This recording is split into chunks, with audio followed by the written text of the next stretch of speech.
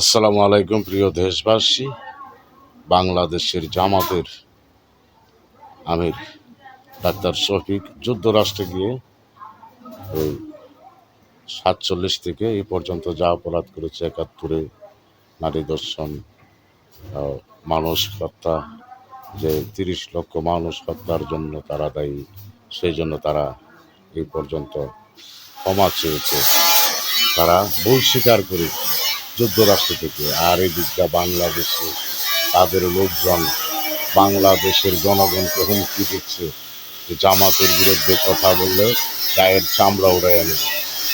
ওই নাফরমানের দলকে জনগণের চামড়া উড়াইয়া নেবে, ওরা ভোট চায়।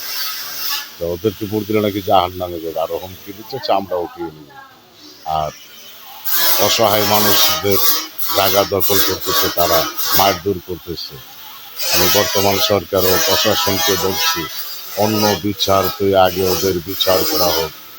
জামাতের তারা 47 থেকে এই পর্যন্ত যে হত্যাকাণ্ড ঘটিয়েছে তার বিচার, আর আওয়ামী লীগ সরকার পতনের পরে এই পর্যন্ত যেই লুটপাট করেছে, হামলা করেছে মানুষের উপরে, যেই হত্যা করেছে, অনেক মানুষ বিএনপির নেতাকর্মীকে হত্যা করেছে এই জামাত শিবির।